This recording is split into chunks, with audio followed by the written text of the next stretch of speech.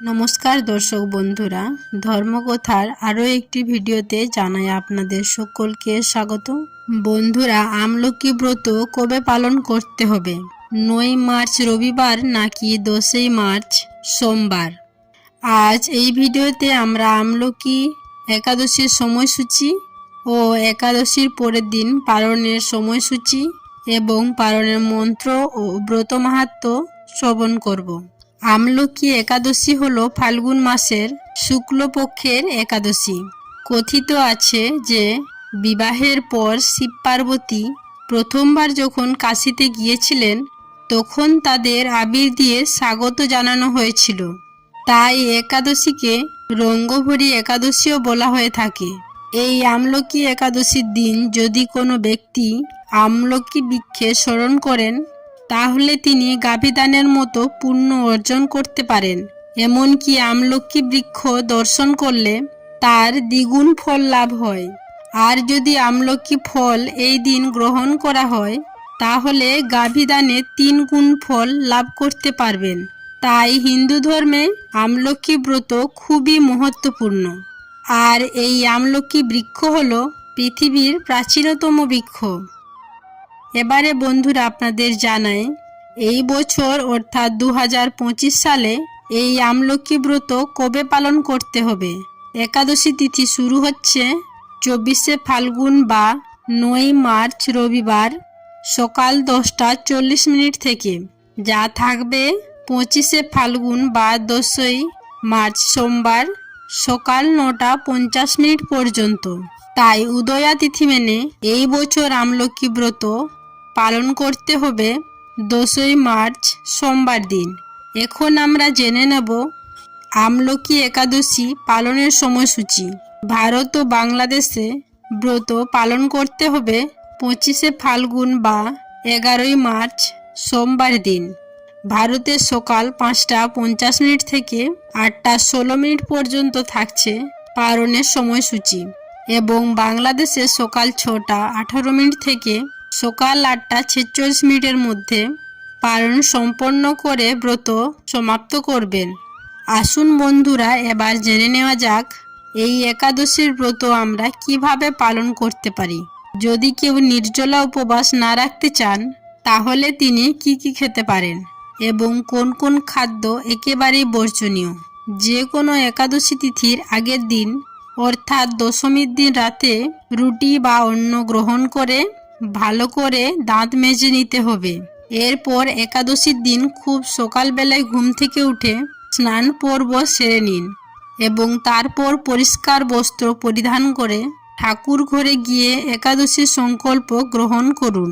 যে কোনো ব্রত পালনের ক্ষেত্রে এই সংকল্প গ্রহণ করা অতি আবশ্যক। আপনার বাড়ির ইষ্ট দেবতার সামনে গিয়ে একাদশীর সংকল্প মন্ত্র পাঠ করবেন। একাদশী ব্রতের ক্ষেত্রে কেউ যদি নির্জলা উপবাস রাখতে পারেন সেটাই সব থেকে ভালো। তবে যদি নির্জলা উপবাস নাও রাখতে পারেন তাতেও কোনো সমস্যা নেই। প্রত্যেকটি একাদশী আপনারা পালন করতে পারবেন ফলমূল, মিষ্টান্ন ইত্যাদি গ্রহণ করে। কি খেতে পারবেন? ফল, জল, দুধ, কাজু বাদাম, কাঠবাদাম, আলু সেদ্ধ, আলু কুমড়ো সবজি, সাবু প্রভৃতি গ্রহণ করতে পারবেন। তবে বন্ধুরা, সবজি রান্নার ক্ষেত্রে বিশুদ্ধ ঘি বা সূর্যমুখীর তেল রান্না করবেন, কারণ একাদশী তিথিতে সরিষা তেলকে বর্জন করার কথা বলা হয়েছে। এছাড়া সমস্ত রকম পঞ্চ রবি শস্য এই দিন বর্জন করতে হবে। অনেকে প্রশ্ন করেন, এই দিন কি ওটস বা ডালিয়া খাওয়া যাবে? তাদের উদ্দেশ্যে বলছি বন্ধুরা, এই দিন ছোলা, ওটস বা ডালিয়া কোনো কিছুই খাদ্য হিসেবে গ্রহণ করা চলবে না, কারণ এই সবই হলো পঞ্চ রবি শস্যের অন্তর্ভুক্ত। শাস্ত্র মতে জল, ফল, দুধ, ঘৃত এবং ঔষধ গ্রহণ করলে ব্রত নষ্ট হয় না। একাদশীর দিন সন্ধ্যাবেলায় ভগবান বিষ্ণুর ফটোচিত্র বা মূর্তির সামনে একটি প্রদীপ অবশ্যই প্রজ্বলন করবেন এবং তার সাথে ভগবান বিষ্ণুর সহস্রনাম বা অষ্টোত্তর শতনাম জপ করতে পারেন। একাদশী তিথিতে দিনের যে কোনো সময় ওং নমো ভগবতে বাসুদেবায় এই মন্ত্রটি 108 বার জপ করলে শুভ ফল পাওয়া যায়। এছাড়াও এই দিন আপনারা বেশি বেশি করে ভগবানকে স্মরণ করবেন, হরিনাম করবেন, মালা জপ করবেন ও ভাগবত গীতা পাঠ ও শ্রবণ করবেন এবং তুলসী গাছে অবশ্যই জল নিবেদন করবেন। অনেকের মনে দ্বিধা থাকে যে একাদশীর দিন তুলসী গাছে জল নিবেদন করা যাবে কিনা। তাদের উদ্দেশ্যে বলছি, বছরে 365 দিন রবিবার ও একাদশীর দিন তুলসীকে অবশ্যই জল নিবেদন করতে হয়। পদ্মপুরাণ ও ব্রহ্মাণ্ড পুরাণে স্বয়ং ভগবান বিষ্ণু বলেছেন যে একাদশীতে তুলসী গাছে জল নিবেদন করলে তিনি অত্যন্ত সন্তুষ্ট হন। আর তার সাথে নির্দিষ্ট একাদশীর ব্রত মাহাত্ম্য কথাটিও অবশ্যই সম্পূর্ণ শ্রবণ করবেন। কারণ বলা হয়, ব্রত কথা শ্রবণ না করলে ব্রত অসম্পূর্ণ থেকে যায়। এই দিন যে কোনো রকমের তেল মশলাযুক্ত এবং তামসিক খাবার বর্জন করবেন। নিজেকে মানসিক এবং শারীরিকভাবে পরিষ্কার রাখবেন। পরনিন্দা, পরচর্চা, মিথ্যা ভাষণ এগুলি থেকে নিজেকে বিরত রাখবেন। একাদশীতে রাত্রি জাগরণ করে ভগবানের নাম সংকীর্তন করা অত্যন্ত পুণ্যজনক। তবে যারা রাত্রি জাগরণে অসমর্থ, তারা অন্তত দীর্ঘ সময় ধরে ভজন কীর্তন ও প্রার্থনার মাধ্যমে ঈশ্বরকে স্মরণ করবেন। একাদশী ব্রত সম্পন্ন হলে পরের দিন অবশ্যই একাদশীর পারণ ক্রিয়াও সম্পন্ন করবেন। পঞ্জিকাতে একাদশী পারণের যে নির্দিষ্ট সময় দেওয়া থাকে, সেই সময়ের মধ্যে পঞ্চরবি শস্য ভগবানকে নিবেদন করে প্রসাদ গ্রহণ করে পারণ সম্পন্ন করা একান্ত কর্তব্য। নতুবা একাদশীর কোনো ফলই লাভ হয় না। আমলকি একাদশীতে যদি ভগবানকে আমলকি ফল প্রদান করে থাকেন, তাহলে সেই ফল পারণের পর তা অবশ্যই গ্রহণ করবেন। পারণের সময় শ্রী বিষ্ণুকে প্রণাম করুন। এই মন্ত্রটি উচ্চারণ করে ওং নমো নারায়ণায় নমঃ। এরপর এই পারণ মন্ত্রটি উচ্চারণ করে আপনার উপবাস ব্রত সমাপন করুন। একাদশী তিথিতে শুধু উপবাস নয়, দান পুণ্যেরও অত্যন্ত গুরুত্বপূর্ণ ভূমিকা আছে।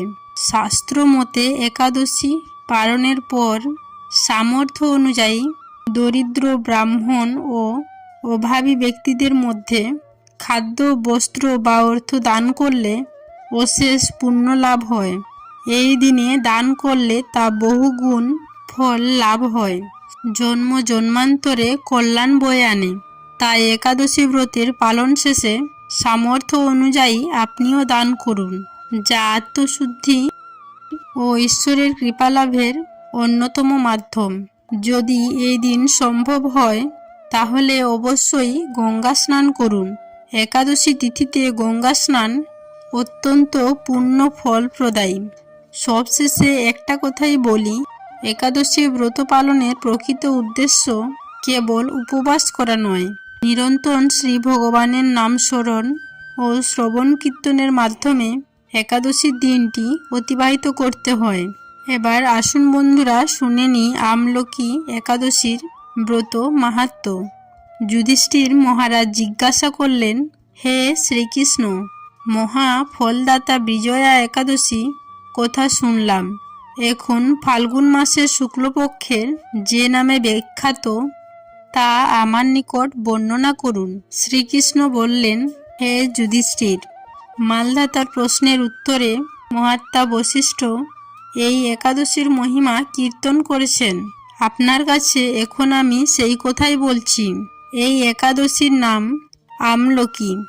বিষ্ণুলোক প্রদানকারী রূপে এই একাদশী বিশেষভাবে মহিমান্বিত। একাদশীর দিনে আমলকি বৃক্ষের তলে রাত্রি জাগরণ করলে সহস্র গাভীদানের ফল লাভ হয়। হে পাণ্ডুনন্দন, পূর্বে ব্রহ্মা রাত্রিতে দৈনন্দিন প্রলয় উপস্থিত হলে স্থাবর জঙ্গম সহ দেবতা, অসুর এবং রাক্ষস সব কিছুর বিনাশ হয়েছিল। তখন ভগবান সেই সমুদ্রে অবস্থান করেন। তার মুখপদ্ম থেকে চন্দ্রবর্ণের এক বিন্দু জল ভূমিতে পড়ে। সেই জলবিন্দু থেকে একটি বিশাল আমলকি বৃক্ষের জন্ম হয়।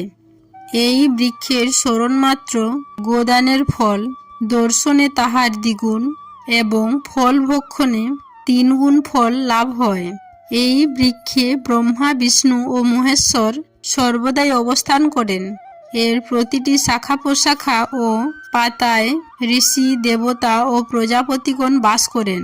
এই বৃক্ষকে সমস্ত বৃক্ষের আদি বলা হয় এবং তা পরম বৈষ্ণব রূপে বিখ্যাত। অতএব এই শ্রেষ্ঠ ব্রত সকলেরই পালনীয়। এখন এই ব্রতের একটি অদ্ভুত ইতিহাস আপনার কাছে বর্ণনা করছি। প্রাচীনকালে বৈদিশ নামে এক প্রসিদ্ধ নগর ছিল। চন্দ্রবংশীয় চৈত্ররথ নামে এক রাজা রাজত্ব করতেন। চন্দ্রবংশীয় পাশবিন্দু রাজার পুত্ররূপে জন্মগ্রহণ করেন। তিনি অত্যন্ত শক্তিমান ও ঐশ্বর্যশালী ছিলেন। শাস্ত্র জ্ঞানেও তিনি ছিলেন সুনিপুণ। তার রাজ্যে সর্বত্রই মনোরম আনন্দ পূর্ণ এক দিব্য পরিবেশ লক্ষ্য করা যেত। প্রজারা ছিল বিষ্ণু ভক্তি পরায়ণ। সকলেই একাদশী ব্রত পালন করতেন। তার রাজ্যে কোনো অভাব বা অমঙ্গল ছিল না। এইভাবে প্রজাদের নিয়ে রাজা চৈত্ররথ মহাসুখে দিন যাপন করতেন। এক সময় ফাল্গুন মাসের শুক্লপক্ষের দ্বাদশীযুক্ত আমলকি তিথি আগত হওয়ায় রাজ্যের সকলেই এই ব্রত পালনে সংকল্প করলেন। ওই দিন প্রাতঃস্নানের পর প্রজাদের নিয়ে রাজা চৈত্ররথ ভগবান শ্রীবিষ্ণুর মন্দিরে যান। সেখানে সুবাসিত জলপূর্ণ কলস, ছত্র, বস্ত্র, পাদুকা এবং পঞ্চরত্ন দিয়ে সাজিয়ে স্থাপন করেন। তারপর ধূপ দীপ দিয়ে যত্ন সহকারে মুনি ঋষিদের দ্বারা শ্রী পরশুরাম মূর্তি সমন্বিত আমলকি পূজা করেন। হে পরশুরাম, হে রেণুকার সুখবর্ধক, হে ধাত্রী, হে পাপ বিনাশিনী আমলকি, তোমাকে প্রণাম। আমার অর্ঘ্যজল গ্রহণ করো। এইভাবে যথাবিধি পূজা, স্তবস্তুতি এবং নৃত্যগীতের মাধ্যমে রাজা ভক্তিভরে সেই বিষ্ণু মন্দিরে রাত্রি জাগরণ করে নাম কীর্তন করলেন। এমন সময় দৈবযোগে একটি বেদ সেখানে উপস্থিত হল।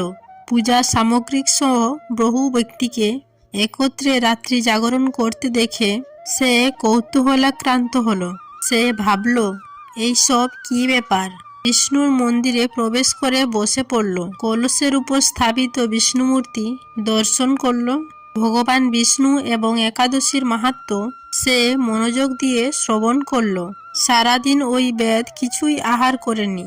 এভাবে ক্ষুধায় কাতর হয়ে সেখানেই সে রাত্রি জাগরণ করল। পরের দিন প্রজাসহ রাজা নগরের দিকে যাত্রা করলেন। সেই বেদও তার গৃহে ফিরে গেলেন। এরপর এক সময় বেদের মৃত্যু হল। একাদশীতে রাত্রি জাগরণ এবং ব্রতের প্রভাবে সেই বেদ পরবর্তী জন্মে এক রাজ্যের অধীশ্বর রূপে নিযুক্ত হল।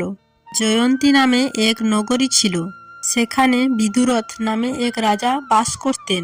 ওই বেদ বিদুরথ রাজার মহাবলী পুত্র রূপে জন্মগ্রহণ করলেন। তার নাম হয় বসুরথ। 1,00,000 গ্রামের আধিপত্য তিনি লাভ করলেন। তিনি ছিলেন সূর্যের মতো তেজস্বী, চন্দ্রের মতো কান্তিমান এবং পৃথিবীর মতো ক্ষমাশীল। বিভিন্ন সদ্গুণে ভূষিত বসুরথ পরম বিষ্ণুভক্তি পরায়ণ হন। এই মহাদাতা রাজা একবার শিকার করতে গিয়ে পথ ভুলে যান। গভীর জঙ্গলের মধ্যে ক্ষুধায় পীড়িত হয়ে তিনি ক্লান্তিবশত শুয়ে পড়েন। এমন সময় কতগুলি পর্বত নিবাসী ম্লেচ্ছ রাজার কাছে এসে তাকে নানাভাবে উৎপীড়ন করতে থাকে। রাজাকে তাদের শত্রু মনে করে তারা তাকে হত্যা করার চেষ্টা করে। পূর্বে রাজা আমাদের পিতামাতা পুত্র সবাইকে মেরে ফেলেছে, আমাদের গৃহ ছাড়া করেছে, এরকম বলতে বলতে তারা রাজাকে হত্যা করতে উদ্যত হয়। তারা বিভিন্ন অস্ত্রশস্ত্রে তাকে আঘাত করতে শুরু করে, কিন্তু আশ্চর্যের বিষয় তাদের সকল প্রচেষ্টা ব্যর্থ হয়। রাজার কোনো ক্ষতি তারা করতে পারেনি। তখন রাজার শরীর থেকে নানা অলঙ্কারে বিভূষিতা এক পরমা সুন্দর স্ত্রী মূর্তি আবির্ভূতা হন। মহাশক্তিধারী ওই নারী অল্প সময়ের মধ্যেই সকল পাপী নেচ্ছকে নিধন করেন। এরপর রাজার নিদ্রাভঙ্গ হল এই ভয়ানক হত্যাকাণ্ড দেখে রাজা অত্যন্ত বিস্মিত হলেন। তিনি বলতে লাগলেন, আহা, আমার শত্রুদের হত্যা করে কে আমার প্রাণ রক্ষা করলো? এমন দয়ালু কে আছেন? আমি তার প্রতি আমার কৃতজ্ঞতা প্রকাশ করছি। এমন সময় দৈববাণী হলো, ভগবান কেশব ব্যতীত শরণাগতকে রক্ষা করার আর কে আছে? তিনি শরণাগত পালক। দৈববাণী শুনে তিনি ভক্তিযুক্ত চিত্তে গৃহে ফিরে গেলেন। তারপর প্রজাসহ মহা সুখে ইন্দ্রের মতো নিষ্কণ্ঠক রাজ্য ভোগ করতে লাগলেন। বৈশিষ্ট্য বললেন, হে রাজন, যে মানুষ এই পরম উত্তম আমলকি একাদশী ব্রত পালন করেন তিনি নিঃসন্দেহে বিষ্ণুলোক প্রাপ্ত হন। দর্শক বন্ধুরা, আশা করছি আমলকি একাদশীর সময়সূচি, একাদশী এবং তার পরের দিন পালন ক্রিয়া সম্পন্ন করার নিয়ম এবং ব্রত মাহাত্ম্য শ্রবণ করে আপনি সমৃদ্ধ হয়েছেন। যদি ভিডিওটি আপনার ভালো লেগে থাকে তাহলে অবশ্যই একটি লাইক করবেন। এই একাদশী সংক্রান্ত কোনো মন্তব্য বা মতামত যদি আপনার থেকে থাকে তাহলে কমেন্ট বক্সে বলতে ভুলবেন না। সকলে ভালো থাকুন, সুস্থ থাকুন এই কামনা করে আজকের ভিডিওটি আমি এখানেই শেষ করলাম। নমস্কার ও ধন্যবাদ। ঈশ্বর আপনাদের মঙ্গল করুক।